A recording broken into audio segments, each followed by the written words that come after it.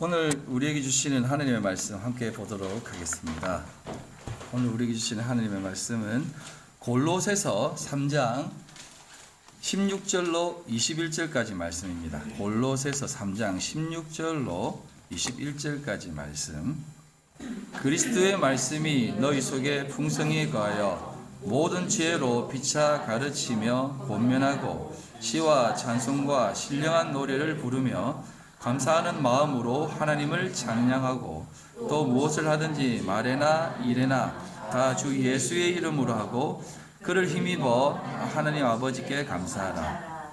아내들아 남편에게 복종하라. 이는 주 안에서 마땅하니라. 남편들아 아내를 사랑하며 괴롭게 하지 말라. 자녀들아 모든 일에 부모에게 순종하라. 이는 주 안에서 기쁘게 하는 것이니라. 아비들아 너희 자녀를 노엽게 하지 말지니 낙심할까 함이라. 아멘.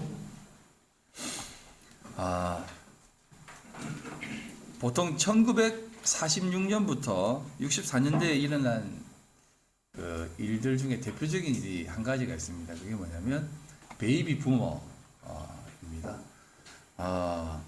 폭발적인 그 자녀 출산율이었죠. 왜냐하면 그 6.25 전쟁이 끝나고 전쟁에서 돌아온 군인들과 또 아버지들이 가정에 돌아와 자녀를 가지게 되었고 또 그 후에 경제 회복과 경제 발전에 노력하여 가정의 시간과 노력을 많이 투자했습니다. 그러다 보니 자녀들이 이렇게 부모처럼 이렇게 많이 출산하게 되었다고 합니다. 그래서 이제 통계를 보면 그 당시 시대에 거의 700만에서 1000만 가까이가 태어났다고 해요. 예. 여기 그 세대가 계시지 않습니까? 예. 그리고 그때 이 태어난 세대들이 성장하면서 많은 경험을 하게 되었는데 그 경험들 중에는 정치적인 경험도 있고 정치적인 색깔을 얘기하고 싶지 않습니다. 정치적인 경험도 있고 경제적이라든지 문화적이라든지 이런 경험들을 다 막 새롭게 접하게 되었습니다. 그 가운데에서 문화적인 측면을 얘기하자면 그 당시 이제 미니스커트라든지 또 재즈 음악이라든지 어떤 그 미국의 문화들이 한국으로 계속해서 이렇게 들어오게 되었습니다. 그리고 그 문화 속에 한 가지가 더 들어왔는데 그 문화가 뭐냐면 기독교 문화였습니다. 기독교 문화가 어떻게 보면 교회 문화일 수도 있고 그 문화 속에서 교회가 어떤 문화의 중심이 되어지는 그런 역할까지 했다라고 해도 과언이 아닐 정도로 교회에 가면 노래도 배울 수가 있고 교회에 가면 악기도 배울 수도 있고 또 많은 뮤지션들이 교회를 다니는 사람들이었다라고 말을 하고 있습니다. 그런 것처럼 베이비 부모 세대들이 성장을 하고 또 그 성장하면서 다 어릴 때 교회를 가게 되고 또 그렇게 왔던 사람들이 한국 교회의 대부흥을 일으켰다라고 말하는 사람들도 있습니다. 그리고 그 중심에는 뭐가 있었냐면 주일 학교가 있었어요. 많은 신학자들과 여러 목사님들이 한국 교회 부흥은 주일 학교의 부흥에 있었다라고 말을 하기도 합니다. 그리고 지금도 한국 교회의 위기 극복을 위해서 주일 학교 부흥을 목적으로 또 이렇게 가르치는 분들도 있고요. 저도 이 부분을 부인하지는 않습니다. 하지만 제가 여러분들에게 지금 말씀드리고 싶은 것은 주일학교를 해야 된다. 주일학교가 필요하다. 아니면 주일학교가 필요치 않다라고 하는 얘기를 하는 것이 아니라 여러분들이 한번 이 부분을 잘 생각해 보라는 겁니다. 많은 부분에서 한국 교회는 주일학교가 부흥함으로 해서 부모들이 교회에 출석하게 된 원인도 제공하게 되고 저 또한 주일학교에서 많은 것을 경험했습니다. 그 가운데에서 이제 수련회도 한몫하죠. 이 자리에 앉은 분들 중에 수련회에서 한번 안 울어본 사람 없지 않겠습니까? 다 거기서 막 은혜 받고 눈물도 흘리고 또 방언도 터지고 막 이렇게 했지 않습니까? 하지만 제가 오늘 여러분들에게 말씀드리고 싶은 것은 이 주일학교라고 하는 이 무브먼트죠. 운동. 이 운동이 과연 우리들에게 있어서 무엇을 낳게 했는가라는 겁니다. 다음 세대들을 성장시키기 위해서 필요했던 이 주일학교가 과연 오늘날 한국교회에 어떤 영향을 미치느냐는 것입니다. 여러분 한번 이런 생각해 보신 적 있습니까? 하나님께서는 어떤 교회를 원하실까요? 하나님께서는 정말 이 땅에 어떤 교회를 세우기를 원하고 어떤 교회를 기대하고 계실까요? 누가 봐도 뭐 화려하고 누가 봐도 야 정말 기독교는 대단하구나라고 하는 큰 교회를 세우는 것일까요? 아니면 누가 봐도 수많은 사람들이 와가지고 다 예배하고 기도하고 막 찬양하는 그런 곳을 원하실까요? 아니면 누가 봐도 좀 이렇게 막 교육과 어떤 이런 활발함, 막 아이들의 소리가 막 화려하게 나고 막 이렇게 막 시끌벅적한 그런 곳을 하나님께서 원하실까요? 소위 그 베이비 부모 세대들이 태어나 어떤 그 교회 문화를 이끌고 또 그 속에서 정말 한국 교회가 어떻게 보면 7, 80년대 그리고 뭐 90년대까지도 폭발적인 부흥을 했습니다. 그래서 이제 4명 중 1명이 교회를 다니는 그런 역사가 있지 않았습니까? 그런 모습 속에서 어떤 것들이 발생하게 되었냐면 늘 하나님께 은혜를 받고 축복을 받고 또 이렇게 굉장히 커지다 보니 어떤 일이 나냐면 교육관이 생기기 시작했습니다. 그래서 자녀들은 다 저쪽으로 가게 됐습니다. 그리고 부모들은 이쪽에서 예배를 드리는 겁니다. 그러다 보니 자녀들의 어떤 신앙적 어떤 양육이라든지 그런 모습들에 대해서는 그냥 교회에 맡겨버렸다는 겁니다. 그리고 부모들은 교회에 와서 예배를 드리고 은혜 받았다라고 생각되어지는데 자녀들은 과연 주일학교 가서 무엇을 배웠는지 혹시 여러분들 중에 궁금하신 분들이 있었습니까? 그 교회 가면은 뭐 목사님이 알아서 잘 교육시켜 주겠지. 교회에서 어연히 잘해라 하겠나라고 하는 생각으로 맡겨놓았습니다. 심지어는 가는 시간도 달라졌습니다. 왜 그렇게 되었습니까? 사람들이 많이 보이다 보니까 분리할 수밖에 없었어요. 예. 그래서 유치부들은 저쪽에 가고 초등부들은 저쪽에 가고 중고등부는 저리 가버리는 다 뿔뿔이 흩어져서 예배드리는 그런 현상이 일어났습니다. 또 그들 것이 앞에 설교하는 목사님이 어디에 초점을 맞춰야 될지도 힘드니까 그럴 수밖에 없었지 않겠습니까? 그런데 저는 그런 모습들로 인해서 과연 이 땅에 하나님께서 원하시는 참된 교회의 모습이 실현되어졌느냐 이 말입니다. 주일학교가 생긴 것은 영국이었습니다. 1780년대라고 하거든요. 한 인쇄업자가 이제 산업혁명이 생기다 보니까 부부가 다 맞벌이를 하게 됐습니다. 맞벌이를 하다 보니까 아이들이 이 돌봄의 어떤 손길에서 이렇게 배제되었지 않습니까? 그러다 보니 아이들의 어떤 그 생활 습관이라든지 교육이라든지 이런 것들이 하나도 이루어지지 않았습니다. 그러니까 아이들이 공장에 나가 일도 하기도 하고 위생관념은 전혀 없다는 겁니다. 그래서 이 당시 영국의 그 성인 남자 평균 수명이 40세였다는 겁니다. 44일 되면 다 죽는다는 것이죠. 그러다 보니 한 사람이 인쇄업자인 한 사람이 주일학교를 만들었습니다. 선데이 스쿨을 만든 거죠. 만들어서 아이들을 불러가지고 교육을 시켰는데 뭘 교육시키겠습니까? 손 씻기, 책 읽기, 글자 쓰기, 문장 읽기 이런 걸 시켰어요. 그리고 성경도 읽혔고요. 그렇게 시킨 것이 주일학교의 시초라고 합니다. 그런데 여러분 그렇게 해서 이 주일학교의 어떤 주일학교 운동이 영국에 폭발적으로 일어났습니다. 왜? 부모가 다 산업전쟁에 뛰어드니까 아이들을 돌보는 그런 기관들이 우후죽순적으로 생겨났고 또 많은 기부하는 사람들 생겨나가지고 주일학교가 굉장히 성장했습니다. 그래서 교회에 아이들이 굉장히 많이 모이는데 지금 한번 보십시오. 지금 영국의 교회가 어떻습니까? 전부 관광지라든지 식당으로 변했든지 뭐 나이트클럽으로 다 변했지 않습니까? 그 세대들이 다 성장해가지고 교회 정착했냐 이 말입니다. 여러분들도 한번 돌아보십시오. 여러분들과 함께 신앙생활했던 그 50명, 100명, 그 수십 명의 친구들 한번 돌아보시면 과연 몇 명이 지금 교회를 다니고 있습니다. 제가 다닐 때도 주일학교가 뭐 한 50명 됐거든요. 그래 큰 교회가 아니었기 때문에 그 친구들 지금 돌아보면 그 친구들 중에 누가 교회를 다니고 있나라는 생각이 들 때가 있습니다. 저하고 가장 친했던 친구들도 교회는 출석하는데 아직도 장가도 안 가고 뭐 그냥 대충 교회 나갈란다 뭐 이렇게 하면서 다니고 있어요.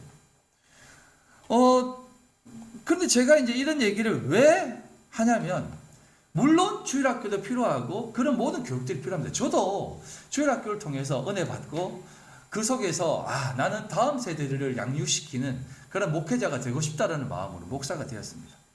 그런데 그 주일학교가 생김으로 해서 부모들은 사실은 더 면죄부가 생겼어요. 자녀에 대한 신앙교육에 면죄부가 생겼다는 겁니다. 자녀에 대한 신앙교육은 주일학교가 해주겠지. 그러니까 부모들이 교회를 찾을 때에도 주일학교가 잘 되어 있는 교회를 찾는다 이 말입니다. 왜? 자기가 교육 안 시킨다는 거예요. 내가 어떻게 신앙교육을 시켜? 내가 어떻게 하나님 말씀을 가르쳐? 왜? 내가 사는 것도 이랬는데. 그러다 보니 아이들은 다 주일학교로 몰리게 되고 부모들은 자신의 신앙 지키기에 급급하다는 것입니다. 진짜 신앙 잘 지키기 위해서 그렇게 갔음에도 불구하고 전부 다 선데이 크리스찬이 되어져 버렸다는 것입니다. 그리고 여러분 주변에 주일학교를 열심히 다니는 학생들 한번 눈여겨보십시오. 저도 아이들을 많이 만나는 그 자리에 있기 때문에 경험을 해보면 너도 교회 다녀? 라는 얘기를 항상 묻습니다. 왜 저 교회 다녀요? 그럼 교회 가서 뭐 배워? 뭐 배웠지? 그냥 아이들과 재밌게 노는데요. 이렇게 얘기밖에 안 합니다. 이번 주 목사님이 뭐라고 가르쳤어? 그러니까 뭐라고 하셨지? 하나도 배운 게 없다니까요. 여러분들도 마찬가지 아닙니까? 그냥 알아서 잘 교육시키겠지. 그리고 심지어 교회에서 뭐 찬양 집회도 하고 수련회도 하고 또 심지어는 좀 규모가 있는 교회는 선교 여행도 가게 되고 그런 것을 보면 좀 부럽지 않습니까? 저도 부러워요. 저도 우리 학생들 그런 데 보내고 싶어요. 좀 빵빵하게 지원해가지고. 근데 그러다 보니까 점점 더 신앙교육에 대한 부분이 부모가 아니라 그냥 교회라고 하는 이 단체에 교회의 어떤 지도자에게 교회 목회자에게 맡겨버린다 이 말입니다. 부모들은 전부 다 일터에 나가고 미국 교회도 마찬가지입니다. 미국 교회도 산업이 막 성장하다 보니까 전신에 부모가 남자 여자가 전부 다 산업전쟁에 뛰어들고 1차 대전 2차 세계대전 치르면서 남자들이 나가가 전쟁에서 많이 죽다 보니까 또 여성들이 일터에 나가다 보니까 그런 일들이 많이 일어났습니다. 근데 환경적 요인은 제가 무시 못합니다. 그런데 오늘날 우리나라의 모습을 한번 보시기 바랍니다. 우리나라 부모들이 어떻습니까? 다 맞벌이를 하고 있습니다. 저는 맞벌이를 하는 건 나쁘다고 생각하지 않습니다. 그러다 보니 주일날도 교회를 따로 가고 자녀들에게 너 하나님을 어떻게 믿고 있니? 너 하나님 앞에 어떻게 살고 있니라는 그런 질문들은 사실상 한 번도 할 기회가 없이 어련히 알아서 하겠지라고 하는 생각으로 늘 그렇게 되어지는 가정의 모습으로 바뀌면 안 된다는 것입니다. 그러다 보니 주일학교는 어떻습니까? 점점점 쇠퇴되어지고 또 청년들은 교회를 떠나가게 되고 왜? 신앙의 교육이 제대로 안 일어나니까. 여러분 청년들이 교회에 왜 나가겠어요? 자신의 눈높이가 맞으니까 그렇죠. 가서 좀 잘생긴 애들 예쁜 애들 많으니까 그곳에서 또 열심히 하다 보니까 내가 신앙이 좀 좋은갑다 라고 하면서 막 하는 거죠. 물론 거기에서 헌신하는 친구들도 물론 있습니다. 저는 그런 친구들을 얘기하는 것이 아닙니다. 우리 부모가 과연 어느 자리에 있어야 되느냐라는 것을 여러분들에게 말씀드리고 싶다 이 말입니다. 오늘날도 믿음의 가정이라고 하는 부모들이나 사람들이 자녀들을 어떻게 대우하고 있습니까? 주일학교 보내고 교회 와서 예배 한번 드리고 나서 과연 우리는 어떻게 하고 있습니까? 일주일 내내 하나님에 대해서 얘기합니까? 아니면 공부는 잘하고 있냐? 학원은 잘 갔어? 숙제는 했어? 운동을 했어? 친구들은 잘 만났어?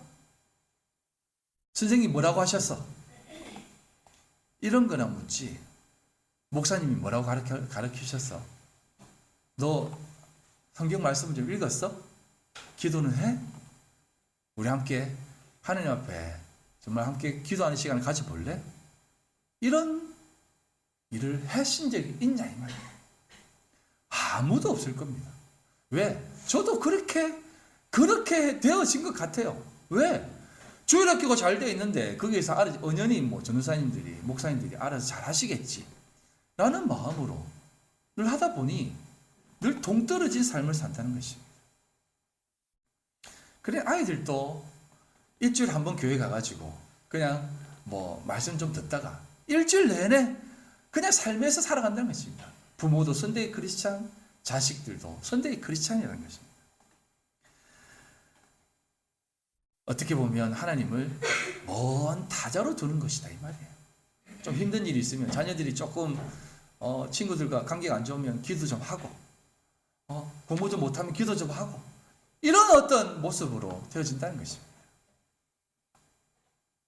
그러니 과연 어떻게 다음 세대들에 대한 교육이라든지 자녀 교육에 성과가 있겠느냐 이 말입니다. 저는 성과를 얘기하는 것이 아니라 이루어지겠느냐 이 말입니다. 사랑하는 믿음의 성도 여러분, 성도로 부름받은 사람들은 그렇게 살면 안 됩니다. 우리들은 하나님의 자녀로 부름받아 우리 또한 하나님의 자녀로 있습니다. 과연 하나님이 우리 아버지께서 우리를 그렇게 세상 가운데 뚝 던져놓고 알아서 교육해라, 교육받아라 라고 하는 모습으로 계신다면 우리가 설 수 있겠습니까? 하나님은요 우리를 한순간도 놓지 않으시고 매일매일 순간순간 아버지로서 부모로서 우리를 부르시고 계시다 이 말이에요. 오늘 정용 집사님이 믿음의 대상이 아닌 아비와 자녀로 우리를 불러주시면 감사합니다라는 그런 기도를 한 것도 그런 의미 아니겠습니까? 하나님은 우리 아버지로 우리를 그렇게 부르신다는 것입니다. 심지어 우리를 성도로 부르시는 것 이상으로 하나님의 성전으로 부르신다는 겁니다. 성전이 어떤 곳입니까? 하나님이 거하는 장소 아닙니까? 그래서 여러분들이 성도임과 동시에 성전이다 이 말입니다. 여러분들이 성전으로 하나님이 거하는 성전으로 하나님이 불러주셨다 이 말이에요. 고린도전서 3장 16절로 17절입니다. 너희는 너희가 하나님의 성전인 것과 하나님의 성령이 너희 안에 계시는 것을 알지 못하느냐? 누구든지 하나님의 성전을 더럽히면 하나님이 그 사람을 멸하시리라. 하나님의 성전은 거룩하니 너희도 그러하니라. 여러분과 저는 하나님의 성전으로 부름받았습니다. 그렇기 때문에 더럽혀지면 안 됩니다. 성전이 더럽혀진다라는 의미가 무엇입니까? 성전이 더럽혀진다. 예수님께서 행하신 일 중에 성전 청결 사건이 있는 것 아실 줄 압니다. 성전 청결, 성전 정화 사건이라고 말하는데요. 이 내용을 한번 잠깐 들여다보시면 성전이 더럽혀졌기 때문에 예수님이 와서 성전을 정화시키거든요. 그분이 오셔서 성전으로 오셔서 갑자기 그렇게 온유하신 분이 막 화를 냅니다. 마태복음 21장 12절로 13절입니다. 예수께서 성전에 들어가서 성전 안에 매매하는 모든 사람들을 내쫓으시며 돈 바꾸는 사람들의 상과 비둘기 파는 사람들의 의자를 둘러엎으시고 그들에게 이르시되 기록된 바 내 집은 기도하는 집이라 일컬음을 받으리라 하였거늘 너희는 강도의 소굴을 만드는도다 하시니라 라고 합니다. 성전 안에서 매매하는 사람들을 내쫓고 돈 바꾸는 사람들과 이 비둘기를 막 내쫓는다고 하죠. 이게 이제 재물이거든요. 이것을 막 내쫓는다고 합니다. 그리고 내 집은 기도하는 집이다 라고 말하면서 너희들이 강도의 소굴로 만들고 있다 라고 하잖아요. 그래서 이 말씀을 가지고 또 어떤 분은 이렇게 말씀을 하더라고요. 그러니까 교회에서 어떤 물건을 사고 파는 행위 하지 마라.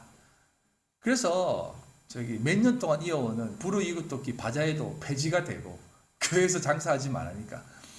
그래서 그렇게 폐지가 되기도 하고 또 돈 바꾸는 일 하지 마라라고 해가지고 교회에서 뭐 돈 거래 하지 마라, 교인들한테 돈 빌려주지 마라 이렇게 가르치시는 분도 있더라고요. 여러분, 우리 늘 교인들끼리, 믿을 만한 교인들끼리 환전하지 않습니까?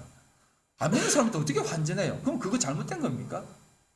안 그렇거든요. 그걸 얘기하는 게 아니에요.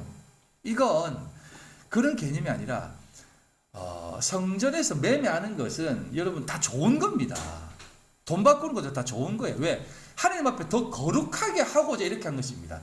그 당시 유대의 그 6월절이 되면 주변에서 200만 명이나 되는 유대인들이, 흩어졌던 유대인들이 재물을 끌고 왔어요.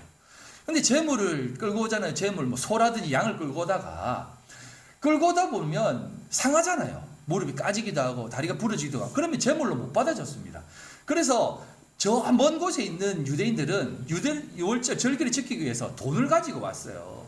돈을 가지고 와가지고 성전에서 재물을 샀습니다. 왜? 거룩한, 더 거룩한 온전한 재물을 드리기 위해서. 그 행위가 성전에서 재물을 사는, 매매하는 겁니다. 그리고 돈 바꾸는 것이 뭐냐면 그 당시 로마 화폐는 데나리온이었거든요. 그 화폐는 로마 황제의 얼굴이 새겨져 있고 뒷면에는 황제의 어머니가 새겨져 있었어요. 그래서 다분히 우상적 요소가 있었습니다. 그래서 이 다분히 우상적인 요소인 이 데나리온을 들고 오면 성전에서 받아주지 않았습니다. 이거 우상이 바쳐진 돈이니까 이거 안 돼. 그래서 성전세를 안 받았어요. 그래서 성전에 가면 그 데나리온을 그 유대인들이 자신의 화폐를 만들었거든요. 세겔이라고, 세겔. 그 세겔로 바꾸어 주는 사람들이 있었습니다. 그러니까 우상 앞에 들어진 재물이었던 그 화폐, 그 화폐를 거룩한 돈으로 바꾸는 것은 더 경건하게 하기 위해서 한 행위라는 겁니다. 다 종교적 행위였다는 것입니다. 그리고 재물도 비둘기가 뭐 더러워질 게 뭐 있습니까? 그거 다 엎었다는 것은 하나님께서 그런 행위에 대한 종교적 행위, 진실, 마음과 어떤 성령과 어떤 참된 마음이 없는 그런 어떤 율법적 종교적 거룩함을 행위로 드러내고자 하는 그 율법적 행위를 다 엎으신 거예요. 너희들이 아무리 경건하고자 하는 그 행위들은 나 앞에 하나도 받아질 게 없어. 심지어 그것은 강도들이라 하는 짓이야 라고 합니다. 여러분, 성경에서 강도가 어떤 존재입니까? 칼 들고 오는 게 강도라고 하잖아요. 사람들이 상해하는 게 강도잖아요. 그런 칼 들고 돈 내놔, 안 주면 죽여버리겠다라고 하는 게 강도입니까? 성경에서 말하는 강도는 그런 게 강도가 아니에요. 요한복음 10장 7절로 8절입니다. 그러므로 예수께서 다시 이르시되 내가 진실로 진실로 너희에게 이르노니 나는 양의 물이라. 나보다 먼저 온 자는 다 절도요 강도니 양들이 듣지 아니하였느니라. 나보다 먼저 온 자들이 다 절도요 강도라고 하잖아요. 예수님보다 먼저 온 존재들이 누굽니까? 그 유대인들이에요. 그리고 예수님보다 먼저 온 게 뭡니까? 그 율법이라는 겁니다. 예수님이 말씀으로 오셨잖아요. 그 말씀보다 먼저 존재한 말씀이 뭐예요? 다 율법이라는 것입니다. 그것을 지키고 있는 그들에게 너희들이 절도고 강조다. 왜?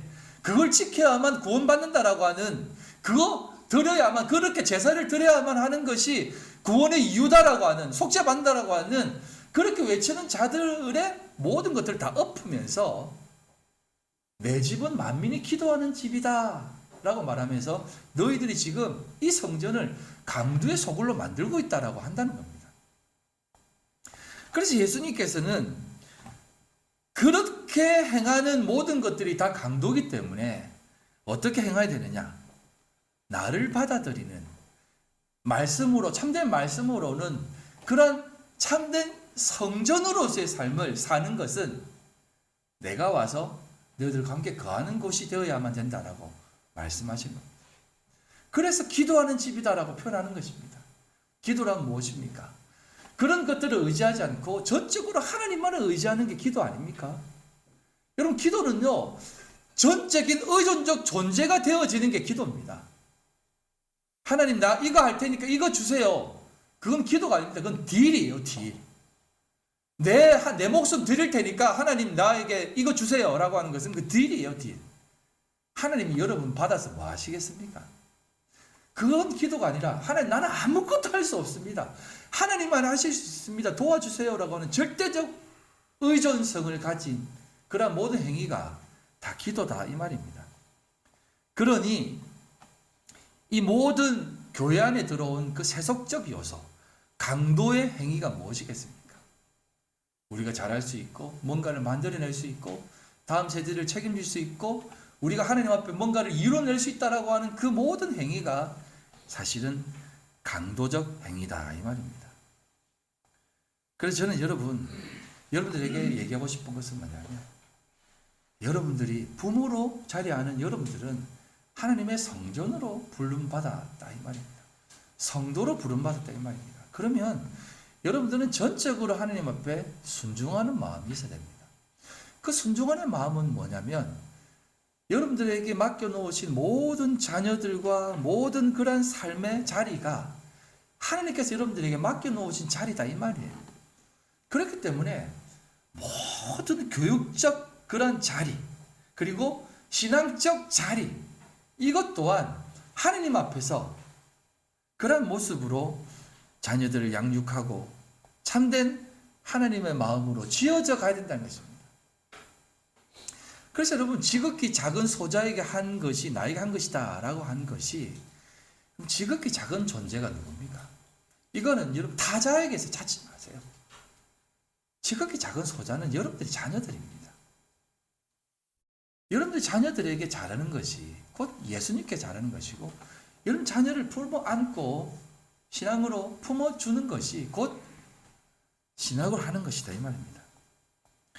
그런 마음에서 여러분들에게 주어진 지극히 작은 자, 여러분 저는 이 말을 동의하진 않습니다만, 늘 아내들이 내가 아들 3명을 키우고 있어 이렇게 하잖아요. 큰아들, 작은아들들 이렇게 하잖아요. 그럼 여러분, 아내들도 마찬가지입니다. 남편들을 그런 마음으로, 예수 그리스도의 마음으로 품으라는 것입니다. 남편들도 마찬가지입니다. 예? 남편들도 부인을 바라볼 때 언제나 남편의 모습으로 또 여자를 바라보고 아내를 바라보면 어떻습니까? 남자의 이 속 깊은 마음을 여자들이 알냐? 라고 하는 마음으로 바라보는 것이 아니라 나에게 주어진 하나님의 지극히 작은 자라는 것입니다. 그러니 하나님의 마음으로 그렇게 품어주라는 것입니다. 여러분, 예수 그리스도가 하늘에 계시는 하나님 아니십니까?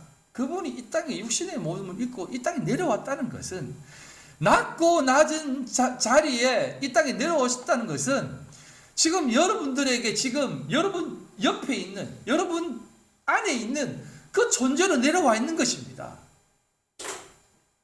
예수님이 죄인의 모습으로 되어졌다는 것이 우리와 똑같은 모습으로 되어졌다잖아요.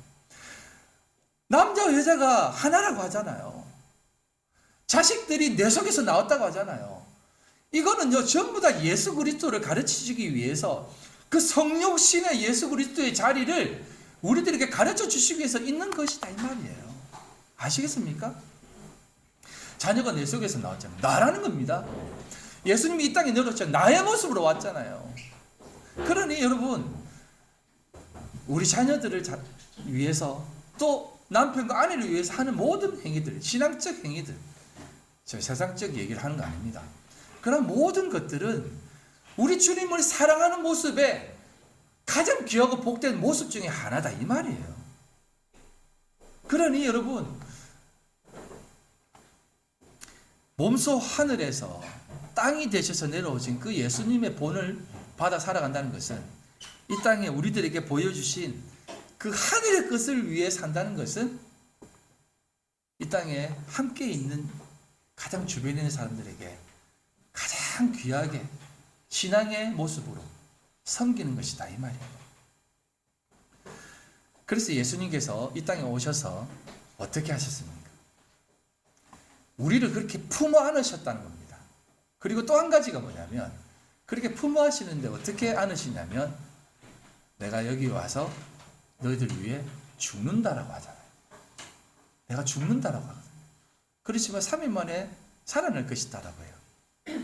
그 말이 무엇이겠습니까? 너희들 나를 이렇게 너희들 위해서 존재하는 육의 것만 먹이는 존재로 보지 마라. 땅의 것 주는 존재로 보지 말고 하늘 것을 먹여주는 존재로 생각해라는 것입니다. 그래서 여러분들이 참된 신앙의 모습으로 자녀를 양육한다는 것은 그냥 이 땅에서 교육학적인 모습으로 자녀들 사랑하는 것이 아니라 하늘의 것을 먹이라는 것입니다. 그래서 예수님은 왜 떠나십니까? 왜 떠나세요? 떠나시면 안 되죠. 끝까지 함께 하셔야죠. 아니야, 내가 떠나는 것이 너희들에게 진짜 유익이야 라고 하시면서 예수님은 죽으시고 부활하시며 떠나버렸다는 것입니다. 왜? 하늘의 것을 가르쳐 주기 위해서, 위의 것을 찾게 하기 위해서, 위의 것을 보여주기 위해서 그렇게 올라가셨다는 것입니다. 그래서 여러분, 제가 성도들아 순종하라라고 하는 제목을 잡은 이유가 뭐냐면, 여러분은 성도로 성전으로 부름받았다는 것입니다. 그것은 어떤 자리냐면 땅의 것을 이제 추구하는 것이 아니라 위의 것을 찾으라는 것입니다. 하늘의 것을 찾고 하늘의 것을 추구하며 하늘의 것을 자녀들에게 가르치라는 것입니다. 땅의 것을 가르치는 것이 아니라 이렇게 하면 잘 되고 이렇게 하면 성공하고 이렇게 하면 살기 편하고 이렇게 하면 잘 먹고 살 거야라는 것을 가르치는 것이 아니라 왜 하나님께서 이 땅에 우리를 보내주셨는가라고 하는 그 참된 위의 것을 찾게 가르쳐야 된다는 것입니다. 그래서 골로새 3장 1절로 5절에 있는 말씀, 오늘 읽었던 말씀의 앞부분에 이렇게 시작하는 것입니다. 그러면 너희가 그리스도와 함께 다시 살리심을 받았으면 위의 것을 찾으라. 거기는 그리스도께서 하나님 우편에 앉아 계시느니라. 위의 것을 생각하고 땅의 것을 생각하지 말라. 이는 너희가 죽었고 너희 생명이 그리스도와 함께 하나님 안에 감추어졌습니다. 우리 생명이신 그리스도께서 나타나실 그때에 너희도 그와 함께 영광 중에 나타나리라. 그러므로 땅에 있는 지체를 죽이라. 곧 음란과 부정과 사욕과 악한 정욕과 탐심이니 탐심은 우상 숭배니라. 위의 것을 생각하라. 말씀, 진리, 예수, 복음, 은혜를 생각하는 겁니다. 그리고 땅에 있는 지체를 죽이라. 땅에 있는 지체가 무엇입니까? 우리 안에 있는 남아있는 육체적 소욕들입니다. 음란, 부족, 사욕, 정욕, 탐심. 탐심은 우상 숭배다라고 합니다. 여러분, 유대인들은 지금도 자신들이 제사를 드리고 있습니다만 그것은 숭배입니다. 숭배. 오늘날도 그런 것들을 쫓아서 숭배하고자 하는 사람들이 얼마나 많아요. 예배하지만 사실은 그거 숭배입니다. 참된 예배를 드려야만 성도의 자리에 있는 사람들이란 말입니다. 여러분들은 숭배, 우상 숭배를 하는 것이 아니라 예배, 참된 하늘의 것을 추구하는 예배자의 자리에 있어야 된다 이 말입니다. 그래서 조금 벗어나는 내용이지만 여러분들에게 이 부분을 조금 설명을 드리고 넘어가려고 합니다. 레위기 11장을 한번 보시면 레위기 11장에는 정결한 짐승과 부정한 짐승이 나옵니다. 눈으로 보시기 바랍니다. 제가 설명을 드릴게요. 거기 보면은 짐승들이 나오고 그러니까 조류들이 나오고 그다음 곤충들이 나오고 어류가 나옵니다. 요거는 부정한 것이고 이건 정한 것이다라고 하는 것이 나오는데, 여러분 자세히 보시면 제가 이 부분도 여러분들에게 다음에 한번 얘기를 하려고 하는데, 짐승들에 대한 부분을 제가 다음에 한번 얘기해요. 시간 관계상 물고기들 간단히 설명을 하면 어류들 중에 지느러미와 비늘이 있으면 정합니다. 근데 비늘이 없고 지느러미가 없으면 부정하다고 합니다. 왜 그렇게 얘기하실까요? 지느러미가 없다는 것은 꼬리로만 헤엄치는 존재들이에요. 그래서 꼬리에 힘이 있으면 그거는 도망만 다니는 존재이기 때문에 부정하다고 얘기합니다. 그래서 여러분 꼬리가 될지언정 머리가 될지언정 꼬리가 되지 말게 해주십시오 라고 하는 말이 다 이런 뜻이에요. 뭐 한 자리에서 좋은 자리 차지하게 해주십시오라는 게 그런 기도입니까? 그게 아니거든요. 그래서 머리가 잡혀야만 우리가 하나님 앞에 끌려올라 하는 것입니다. 꼬리에 힘인 존재들은 잡히지 않아요. 그렇기 때문에 지느러미 같고 비늘이 없는 존재들이 부정하다라고 얘기하는 겁니다. 그리고 여기에 오늘 이 적은 내용 중에 곤충에 대한 얘기가 나오는데, 날개가 있고 네 발로 기어다니는 곤충은 너희가 혐오할 것이다라고 합니다. 날개가 있고 발로 네 발로 기어다니는, 네 발이라니까 발만 네 개 있다라고 생각하지 마세요. 이거는 발로 땅을 기어다니는 존재를 네 발 달린, 네 발이라는 말은 이렇게 정사각형이다라는 뜻이에요. 그렇게 기어다니는 곤충은 부정하다라고 얘기합니다. 잘 생각해 보십시오. 날개가 있어요. 근데 발이 있어가지고 땅을 기어다닌다고 합니다. 왜 부정하다고 할까요? 요게 바로 오늘날 성도들에게 지적하는 내용입니다. 날개라는 것은 하늘을 나를 수 있는 존재입니다.